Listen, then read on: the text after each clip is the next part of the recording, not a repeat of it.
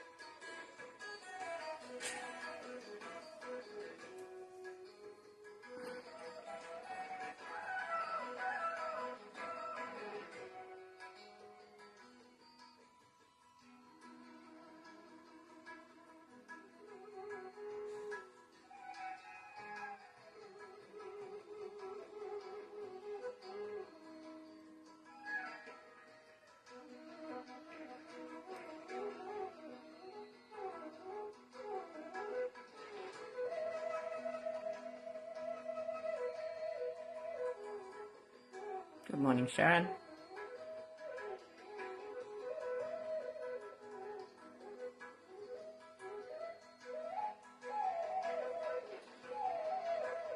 Good morning, Debbie. Let us bow down to Shri Mataji, raise our Kundalini, put on a bandhan, and let the light of the Spirit shine within us all today. Jai Shri Mataji.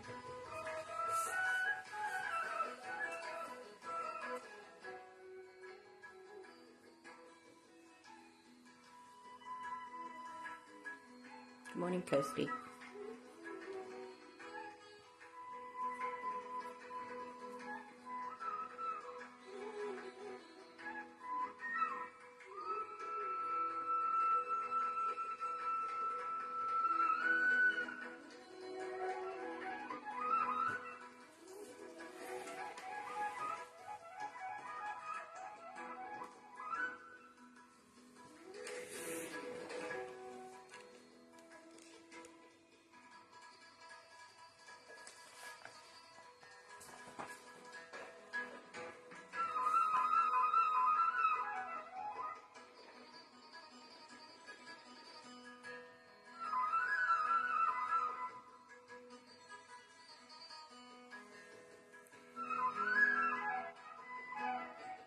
Today I thought we'd start first with an 8-minute meditation with music and mantras, and then we'll go on to a talk from 1982,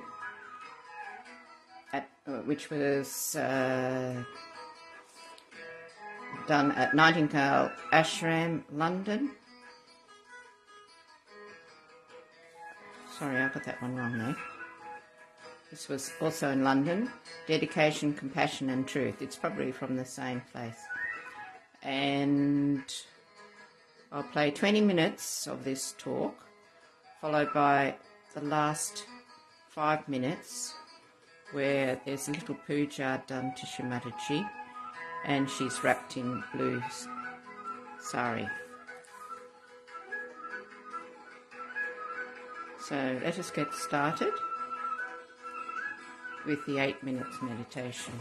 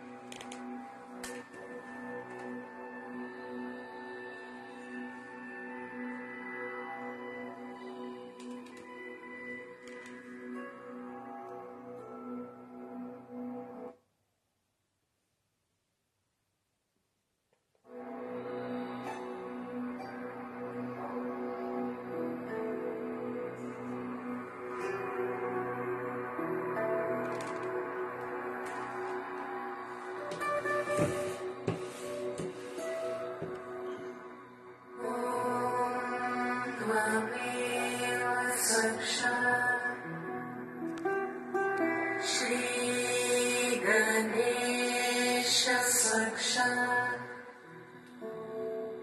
Shri Adi Shakti Mataji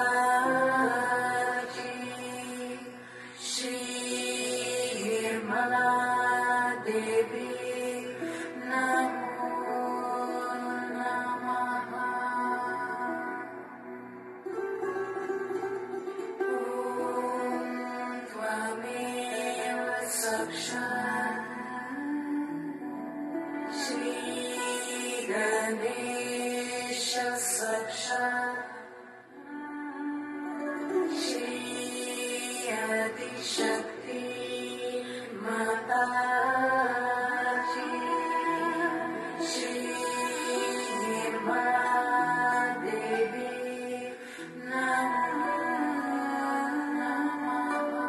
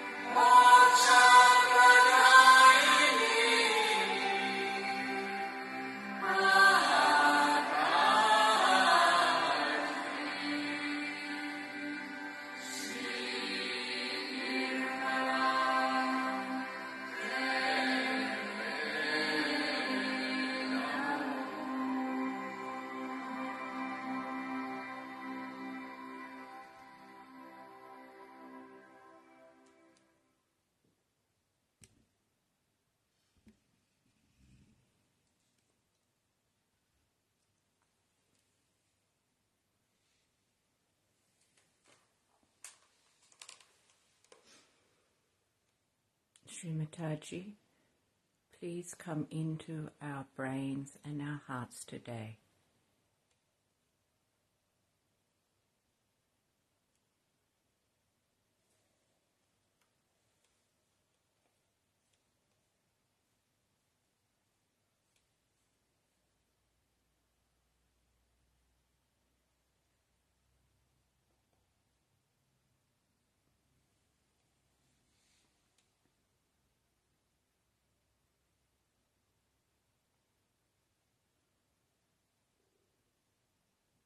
Now let us view the talk from Shri Mataji for about the first 20 minutes from 1982, Dedication, Compassion and Truth.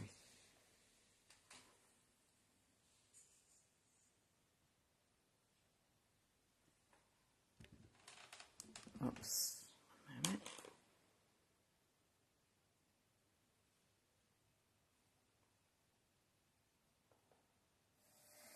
The greatness that is facing us.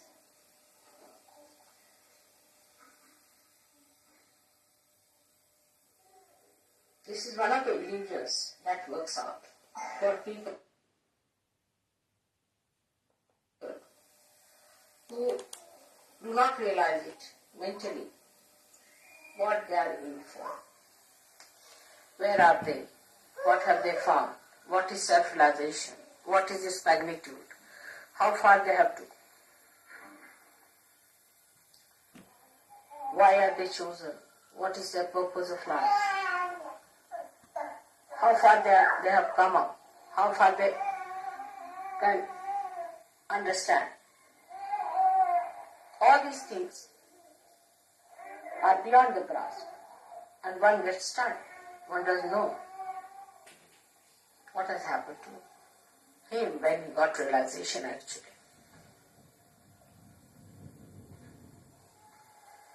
That's why to understand this is only possible if you can understand how to do, how to devote.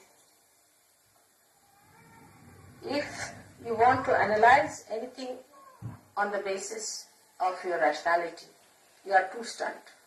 It's beyond. It's fantastic. It is too much. It's really beyond. Now think of it, you have got realization. Can you believe it? That you can in your lifetime. If somebody had told you this, you would never have believed.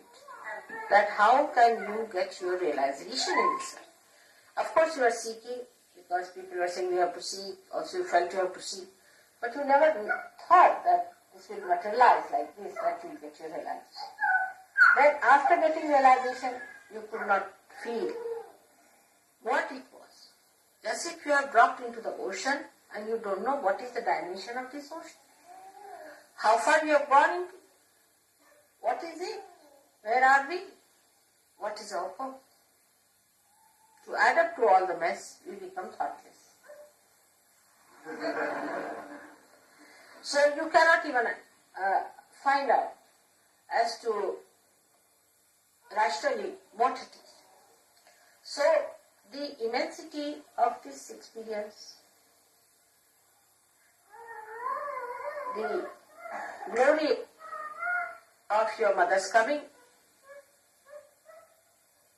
or the precious gift of your self-realization, nothing can be realized through your understanding.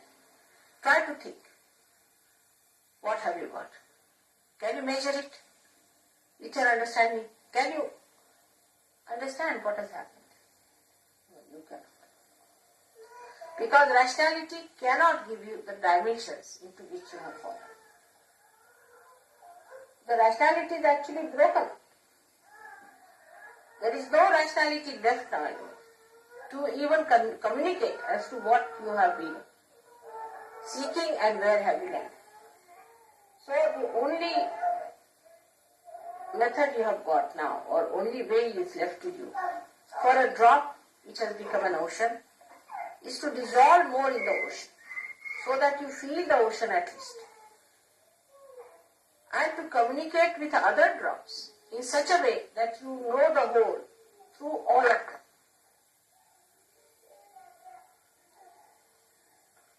So first is a complete devotion. It's very important. In this incarnation only, it is so very important because you have got realization.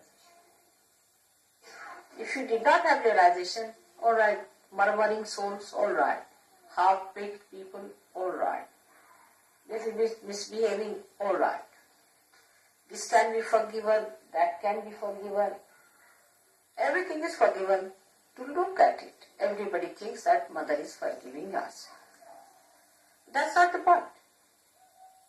I am forgiving because of my own nature. But you do not take it for granted. You are harming yourself by accepting that forgiveness. If you all the time think, oh mother, you are so forgiving, please forgive me. You are already forgiven as it is. Once you call me mother, you are forgiven. But what's the advantage? You don't have any advantage. You are a loser.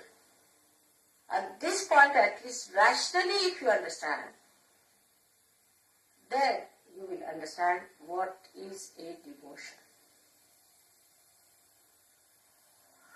So, in devotion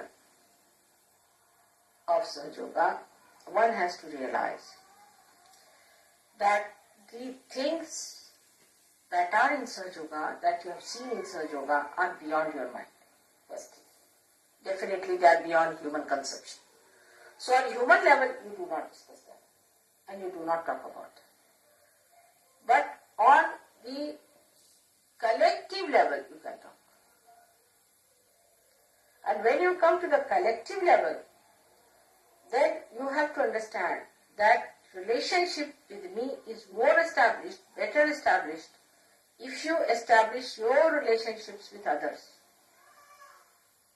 in a very collective and homogeneous way. As I told you, the drop becomes the ocean, and the drop has to become the ocean by dissolving all its droplets with other drops.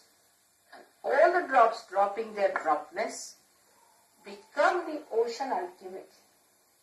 So we will see that devotion is double-edged. One is to each other and one is to your mother. In Sahaja, whatever I see, you cannot see. This is proved or not to you people. Or you want more proofs. Now it is proved that mother sees much beyond us and whatever she sees happens. So anybody who tries to play tricks with mother is actually playing tricks with himself. Any tricks you try to play with me, or you think that mother is very forgiving, so she will forgive us, is really, you are torturing yourself, it is detrimental. Many people are there who will say that it is my left swadhisthana. Some will say I was possessed, there was voodoo. Somebody will blame something else. Whatever you are blaming, actually who is asking you the explanation? It's only you asking yourself. You are not facing yourself. So the devotion to me means actually facing yourself. You face yourself first of all and see for yourself what are you doing. You are your own enemy. Nobody is your enemy. Your mother is not, definitely. She is not your enemy by any chance. And no booths are your enemies in the way if you do not allow them, they can't be there. No evil person is your enemy because he cannot be effective if you are spiritually equipped. So you are your own enemy is decided. The only way to get rid of that enemy of yours, you have to dedicate. Supposing you say that I have faith in Mother or in God. So you are holding on to something, isn't it? And you are discarding something. But this hold has to be very strong. Rationally, if you are at that time when you are thinking, will you rationalize whether I should hold the hand of this person who is saving is correct or not? No, your grip will be very strong. It will be extremely strong and you grip it with full force, with full faith that somehow or other saving. And that kind of a feeling should be within us, that I am a person who is sinking because of myself. And if I am to be saved, I have to be absolutely, completely submerged in search. Absolutely I have to become one with it. Then only I can be saved. Because at this level where you are realized souls of a higher level, now for a next jump, as I was saying to you, is devotion.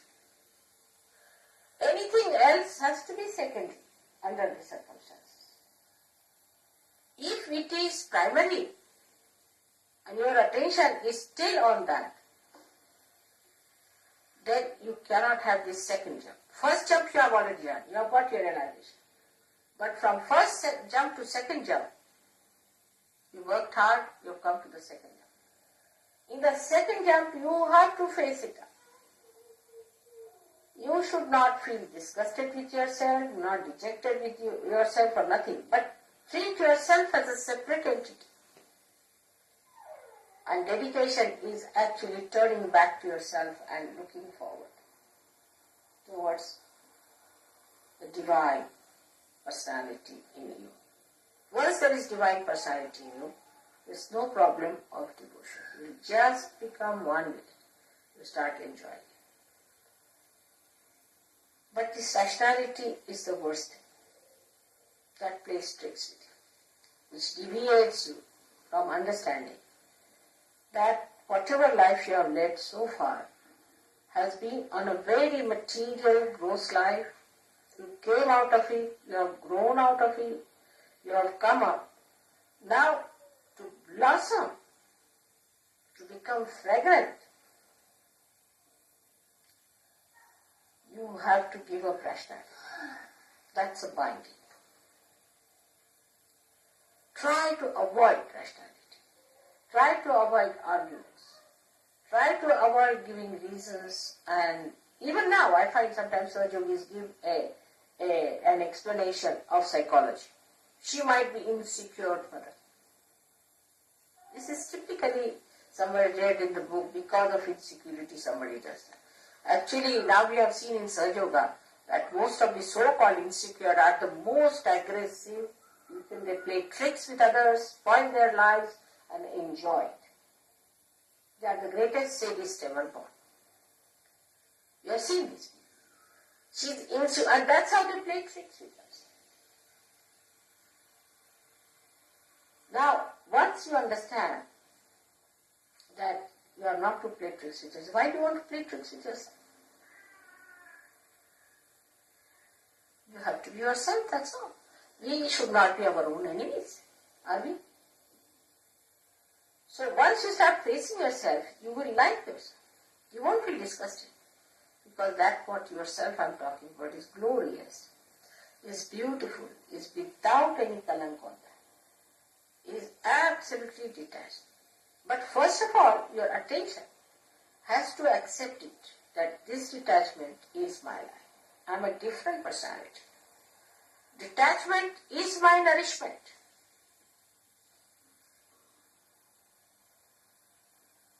Detach yourself. One gentleman came to see me in my house. I had a very beautiful lamp, and he liked it. I said, you have it? He was so amazed. He said, wife telephoned to me, how could it be? How could you give away such a nice lamp? I said, what's that? Am I going to carry it with me when I die? Is it going to go with me? Just see rationally. If he has liked it, better have it. I have so many lamps in the house. If he takes one, what does it matter? She said, but you see, I asked my husband, will you give this lamp like this if you had to her? He said, no, I would not. I would not, he said. He was very honest. He said, I would not. But still, I can't understand why not. So, till the last time we are holding on to something very little there. This, even a little bit is holding the sari. You know that. That can hold the whole sari. Even a little bit is attaching to the sari. The sari can be held back. The whole thing you can hold it with one little pin. All these small pins that are there, the hangs are. are to be denied, to be seen, going further. Look at yourself. Oh, that's yesterday ego. All right, now, deceit, let me see. How do you go back? To see all those things. You see, as a play, you should see yourself. And then play tricks with your ego and superego. Actually, they play tricks with you. Once you are a master, you play tricks with them. So many times I've seen. I've said so many things. And they are, again, then after some time, people start talking about it. Within 1 or 2 months after that, it comes as a scientific proof or things like that. You have seen that many times it has happened. Now, when I say something, I'm sure about it. What I say, I never say anything but the truth. I know that I'm saying only the truth.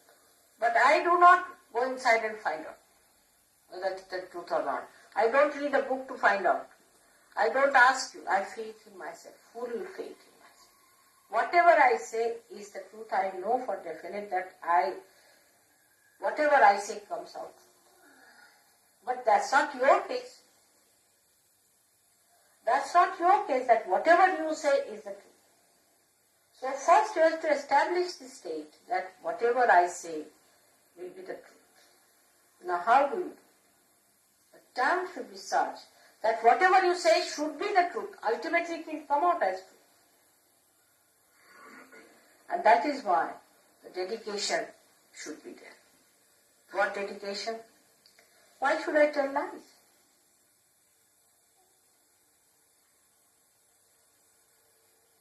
There is no need to tell lies.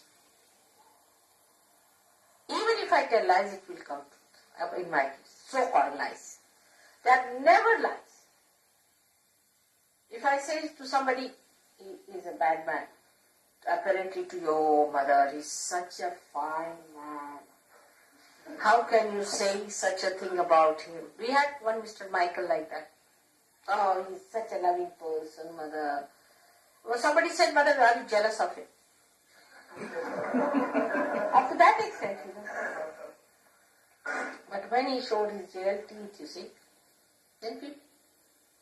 So, to develop that kind of understanding about the truth, first of all, you should absolutely fix yourself on the truth. And the truth is that you are the instrument of God, that you have got realization, that you have got a special awareness which people do not have. Stand on that and proclaim it. You are not to be afraid of it. You have got realization, no doubt. You have felt it. Say it, I have got realization, nothing doing, I know I am realizing. Forward. In this expression of truth, you have to be like the light. The light asserts. It not only asserts, but it shows others also that it shines. It shows others that I am the light, that you walk in my light. And if you don't try to do it, I may burn you. So they have that, what you call that, I don't know what's the word, Tejasvita. Tejas. Sharpness of light. That Tejasvita, sharpness of light. That is the proof of your truth. You are not afraid of any prime minister or any minister or any king or anyone. But this is the fact. That's the thing. I know I am a realized soul. I am the truth. If you say I am the truth, whatever you will say will be the truth. No doubt about it. Whatever you will do will be the truth. But say, I am the truth. But for that, a real purification is needed about facing yourself fully in dedication. Means you are holding on to your mother. You are holding on to Sahaja. You are holding on to that truth which you have found out. And here you are facing others. Without that you cannot do it. Your source is that. You are standing on the truth. And that is such a power, such a strength. All of them, if you see, Christ had that power, Muhammad had that power, all these great people had that power. To say the truth with full courage, that assertion that people will accept. And they would suffer even for that. They wouldn't mind. But whatever is the truth has to be said. That's the first part, what should know about dedication, that you are dedicated fully, that you are not afraid of it. You are not worried about your losses. Some people have lost their heads also, completely cut their heads. People have tortured them. Some people have been taken away all their money, have been tortured in every way. But they thought this was the truth, they stood by. Some of them were stupid fools, they stood for something that was not true. They did, but now you know that you are standing on the truth, and for that you should be willing to sacrifice anything, so-called sacrifice, because you are not sacrificing the truth. What you are sacrificing is untruth. For that you require people of strength and courage, and not these half-baked people. You see, the morning till evening asking for forgiveness from mother. What is it? What is there to ask for forgiveness? Because I am forgiving you every morning. But what are you doing to yourself? What sort of a person you are?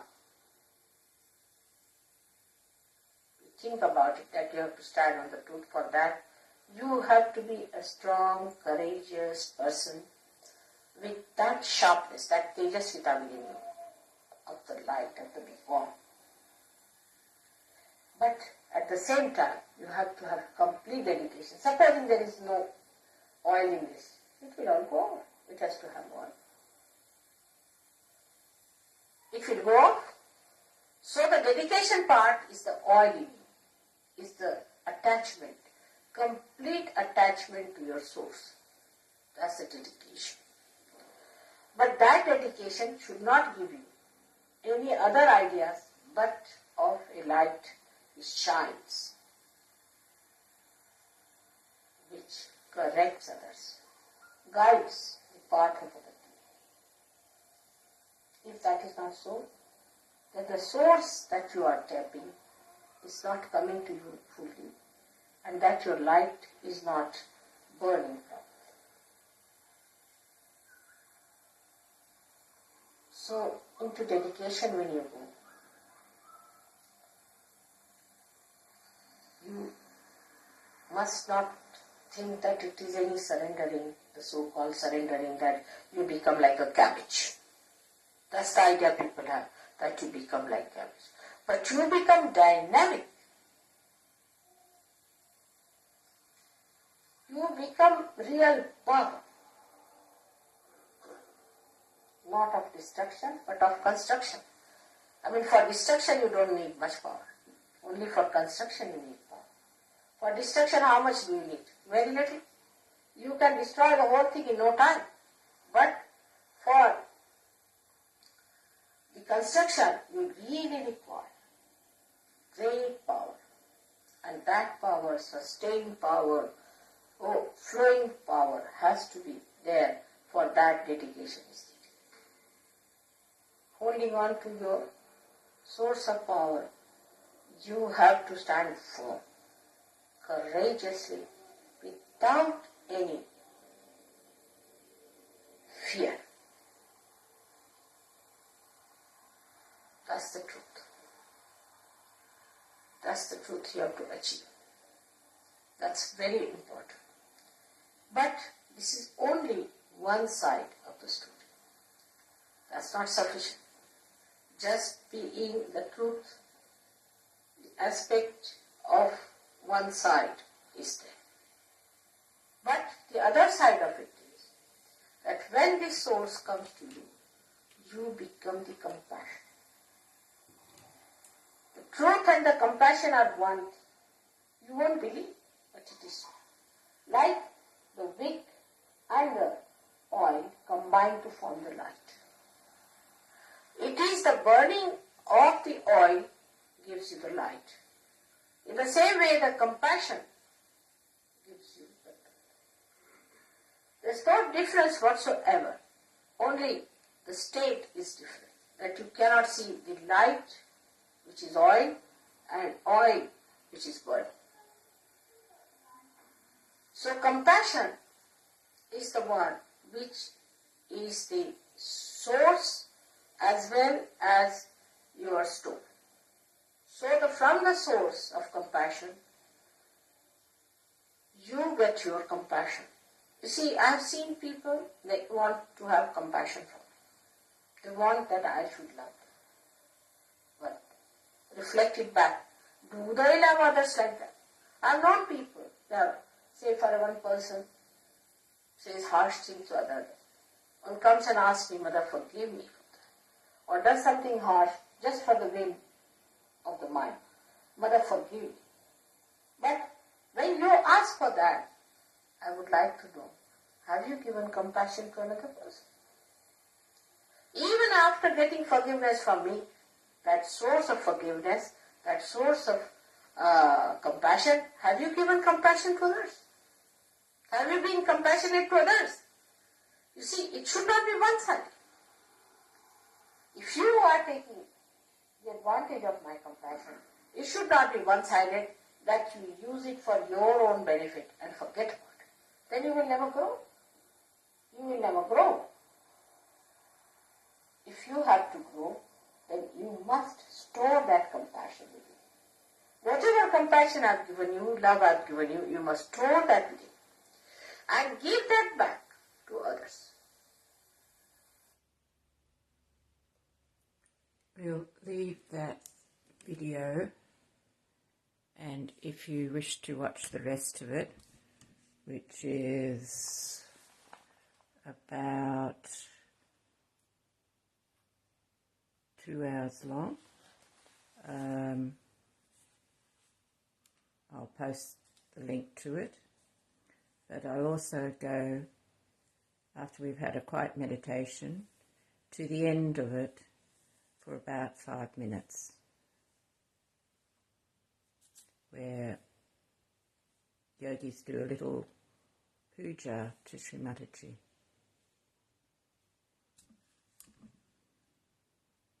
So let us take some time out and reflect on those beautiful words of Shri Mataji.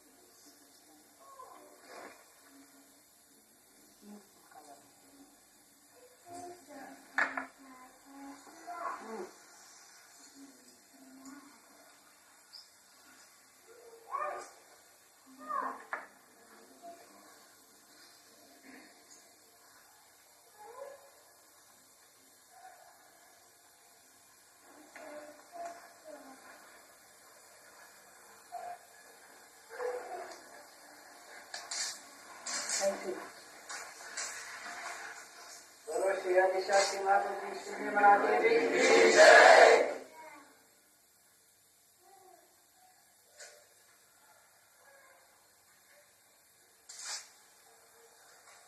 सर्वदेव सर्वदेवी माताजी श्री मनादेवी की जय।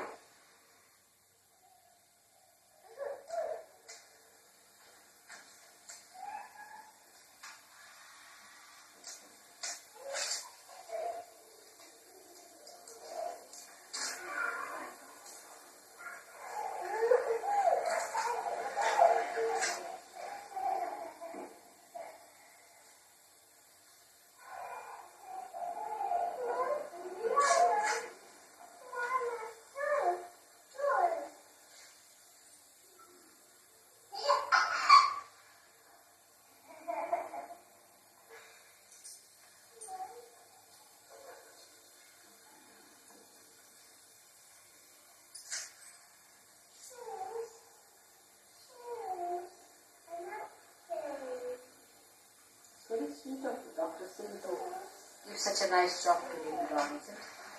Great man, Dr. Singh.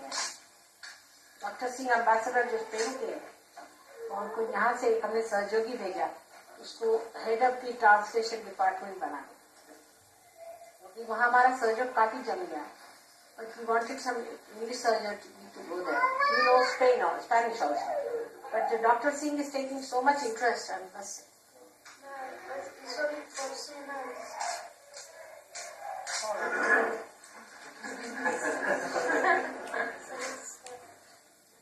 Yes, that's what he said, that 3 months ago. Let's see. May go further. You have excellent reference. You have excellent reference. No, he can't. Go to other places. He's not so attached to anything. I found it from him. He done is a very deep surgery, very deep. He said, I'm not so particular about pain. Any place you say in the other hand. So he's not so much attached to anything. That was a good answer. So, you can go somewhere else. He says, it's not that I get attached to pain. Let's see. But you better know now. Did he tell you what is the problem is?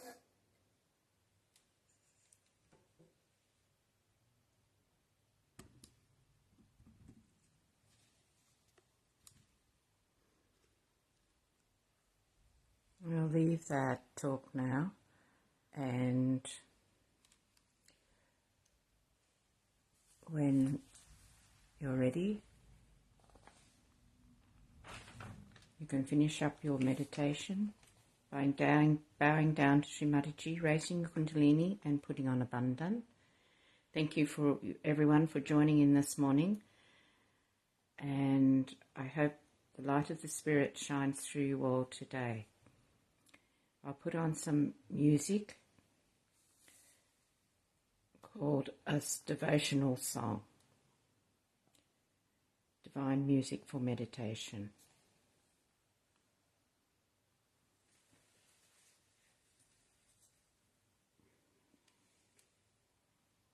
Have a wonderful day today.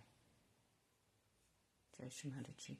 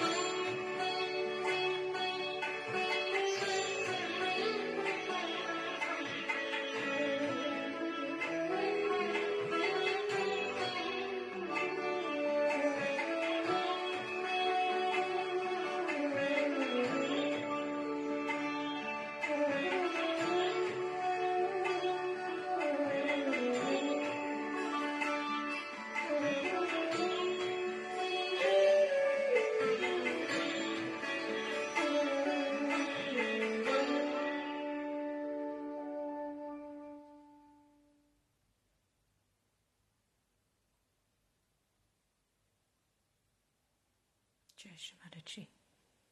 Have a wonderful day. Bye.